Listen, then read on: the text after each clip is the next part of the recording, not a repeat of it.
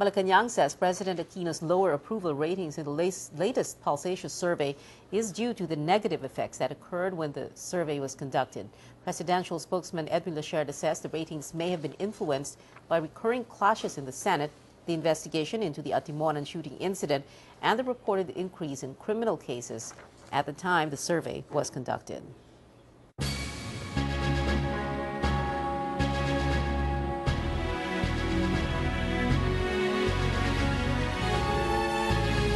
Malacanang says the administration party is not referring to Vice President Jejomar Binay's skin color when Liberal Party Acting President June Abaya said that choosing between Team Pinoy and the United Nationalist Alliance is similar to choosing between black and white.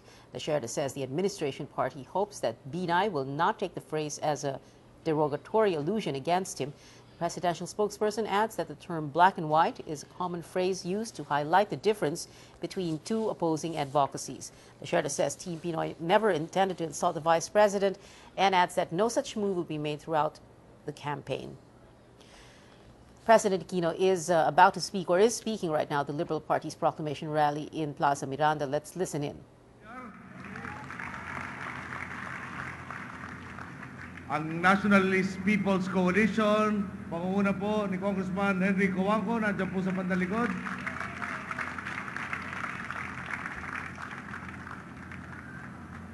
Ang Akbayan po,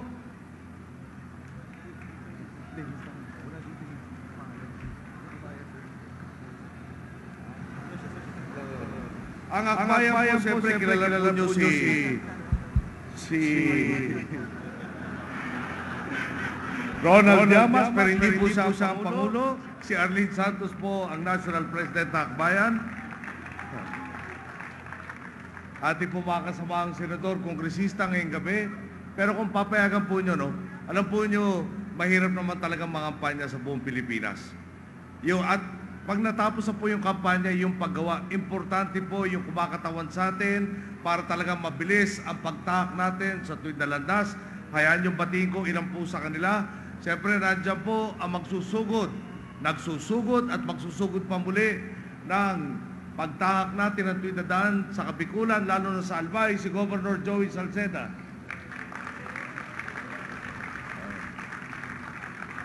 Sa ARM po, nandiyan si Governor Mujib Hataman. Sa Maguindanao, nandito po si Governor Toto Mangundadato. Sa Pangasinan naman po, nandiyan si Nani Braganza. Sa Nueva Ecija, nandito po yung nakakatanda kong kaklase, si Mayor J. Vergara ng Kamaratuan.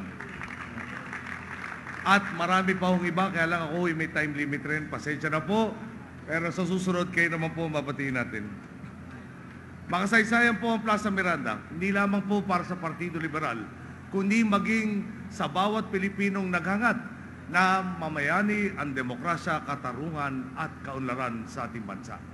Mahigit 4 na dekada na ang nakalipas mula ng binulabog ng pagsabog ang dapat sana'y mapayapang proklamasyon sa pagkasenador ng 8 kandidatong liberal. Kabilang sa 9 na nasawi ang isang 5 taong gulang na bata.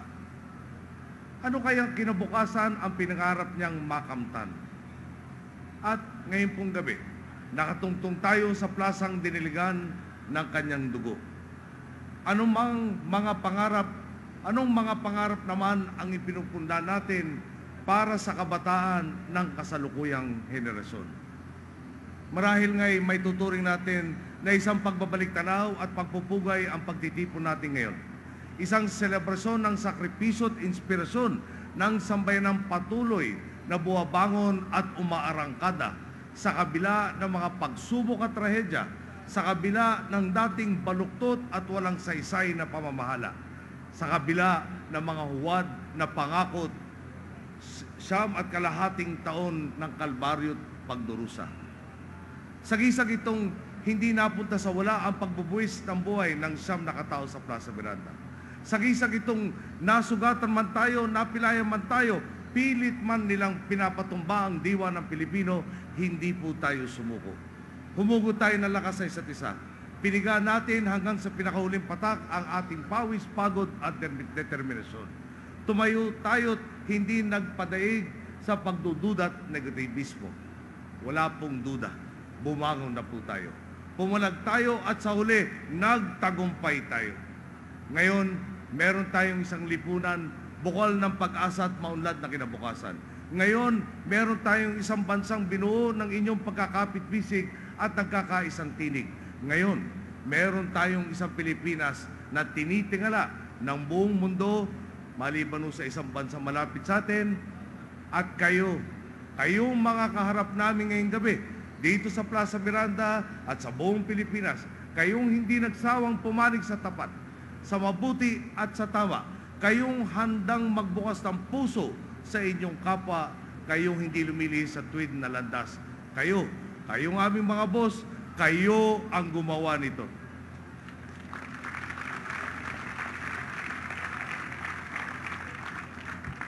Ang tanong po ngayon, magpapatuloy ba ang mapayapat mabungang biyahe natin sa tuwid na daan? O isusuko na lamang natin ang lahat ng ating tagumpay sa mga nagnanais tayong iligaw sa masukal na ruta ng katiwalian? Sa kamay ng ilang nagpalit nga ng kulay ng baro, pero ang buti naman ay nakasampay pa rin sa dating baluktot na kalakaran. May mga nagsasabing madali raw makalimot ang Pilipino. Napaulit-ulit lang daw tayong nabibitag sa pagkakamali dahil hindi raw tayo natututo sa mga bangungot ng ating kasaysayan. Hindi po ako naniniwala rito. Gusto ko po sanang subukin ang talas na memorya ng ating mga boss ngayong gabi. Sino kaya ang nakalimot na? O nakalimutan na ba ninyo ang fertilizer scam, ang NBN ZTE, at siyempre pinakapamosong Hello Garci scandal? Nakakalimutan na ba ninyo ang mga segunda manong chopper o helicopter sa PNP at ang nakaka-high blood na pagbaha ng kape sa Pagcor? Nakakalimutan na ba ninyo na ang bigas na dapat sanang bubuhay sa magsasaka, pero dahil sa sobrang pag-angkat na hindi naman pinakinabangan, ay utang lang ang binuhay? Nakakalimutan na ba ninyo ang midnight appointee sa iba't ibang sangay ng pamahalaan, lalo na ang dating Chief Justice na pinatalsik ng sambayanan? Hindi po natin ito kailanman dapat makakalimutan. At hindi tayo papayag na maulit pa ito. Tandaan po natin, nariyan pa rin ang ilang mga alipores ng nakaraang administrasyon at ang mga kauri nila, pareho pa rin ang estilo. Hindi pa rin nagbabago ang ugali. Alam po nyo, sa tuwing magbubukas tayo ng bibig, agad nila tayong sinisiraan. Gaano mang kababaw para lang mapansin sila. Minsan nga, pilit pa silang naglalagay ng salita sa bibig natin na para bang mayroon pa silang maloloko sa harap ng tinatamasa nating pagbabago. Halimbawa na lamang ay itong 6.6% GDP growth ng ating ekonomiya sa 2012. Habang pinupuri tayo ng makarating bansang bilib na bilib sa atin, agad namang naging high ang mga dating nasa pwesto. Ang bukang bibig nila, mas malaki daw sa kanila dahil 7.9% daw ang nagawa nila. Tanong ko po, ahanin mo ang ganong numero kung isinangkalan naman ang kinabukasan para lang may maipakitang drawing sa papel? Tulad po natin ito sa pagtatayo ng negosyo, tsak na hindi naman kikita. Ang tsak lang po, baon tayo sa utang na walang katuturan.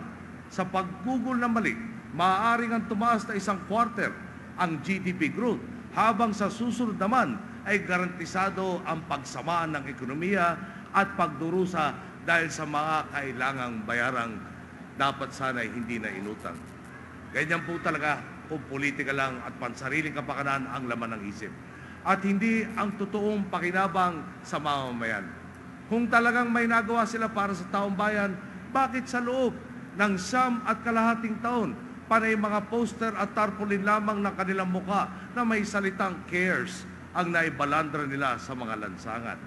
Habang sa ating 2.5 taon na ipagawa natin ang Araneta Quezon Avenue Underpass, ang mungkahi po nilang gastos, 694 million pesos para sa proyekto ito. Ipinagawa po natin ito sa halagang 430 million pesos, 100 days ahead of schedule pa. Napailawan din natin ang halos 7,000 sitio na dati gasera lang ang tanglaw sa dilim kung meron man. May sasara na natin bago matapos ang taon ang backlog na 66,800 na sinitaralan. napipinto na ang ating pagiging self-sufficient sa bigas at na-enroll na natin ang mahigit 82 milyong Pilipino sa PhilHealth. Napakalaki po. Salamat po. Napakalaki po talaga ng pagkakaiba. Wala tuloy akong ibang masabi kundi ang lakas naman ng loob ninyong magkumpara. Sabi nga nung nakakabata kong kapatid, naman, huwag na po tayong magulat sa mga propaganda at pangungontra ng iba. Lalo na ngayong papalapit ng eleksyon. Huwag na po tayong magtaka kung may magpapalabo ng usapan. Sasabihin nilang bahagi sila ng tuwid na daan, pero kapag tumalikod ka, ayun, at nakatawid na sa kabilang bakuran, tinitibag ang mga reformang iyong nasimulan. Sasabihin ng iba po, kaibigan ninyo kami, kasangga ninyo kami sa tapat na pamamahala, pero hindi ka pa nalilingat. Binabatikos na ang iyong prinsipyo at paniniwala. Minamaliit at binabahira ng agam-agam ang lahat ng iyong positibong nagawa. Bakit ba sila kontra ng kontra sa ating agenda? Marahil po, ayaw lang magkaroon ng 21,800 na pabahay para sa ating mga sundalo at pulis. Phase 1 pa lang po yan. Sa araw na ito, tinatayang 14,000 sa 31,200 na tahanan sa Phase 2 ng proyekto ito ang naipagawa na. Baka po ayaw nilang maging matagumpay ang Framework Agreement on the Bangsamoro. Ayaw yata nilang maging mapayapa ang Mindanao. Ayaw nilang mabigyan ng pagkakataong umangat ang antas ng buhay ng halos 4 milyong pamilyang Pilipino, katumbas ng tinatayang 20 milyong mamamayan na benepisyaryo ng ating Pantawid Pamilya Program. Ayaw nilang manaig ang tuwid na daan. Ayaw nilang pumanig sa taong bayan. Ang balak nila, imaniobra ang pamahalaan pabalik sa lumang sistema.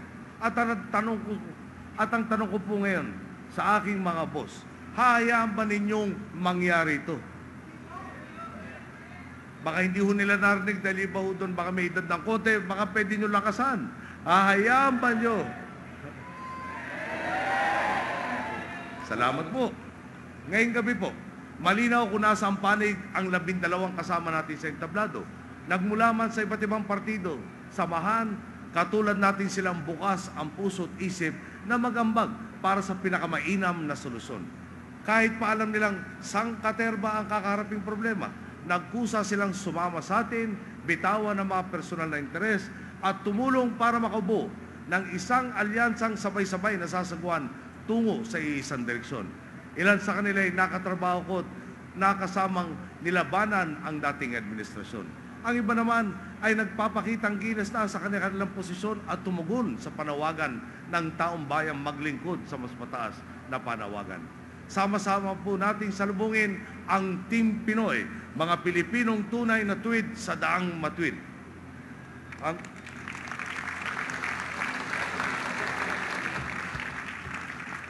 Una po sa ating listahan, si Senador o magiging Senador sa tulong po nyo, Edgardo Sani Angara. Isa po sa pinakabata at pinakamasigasig nating kongresista. Handang-handa na niyang itawid ang talino, idealismo at napatunayang serbisyo mula sa Kongreso patungong Senado. Sa pagsulong ni Sani sa edukasyon, turismo at kalusugan, sama-sama nating isisigaw na talaga namang Anggara ng Pilipinas. Ang susunod ko pong papakilala sa inyo, obvious pong hindi ko anak. At malamang naman talaga hindi ko pamangkin. Mas mukha kong classmate. Pinsan ko po si Bam Aquino, ang pambato ng bagong henerasyon. Nasa dugo na niya ang pagsiservisyo bilang youth leader at social entrepreneur. Kaliwat kanan na natanggap niyang parangal mula sa pagiging pinuno ng National Youth Commission hanggang sa microfinance na nakakatulong sa maliliit na negosyo, kitang-kitang na kay Bam, bida ang mamamayan, lalo na ang kabataan.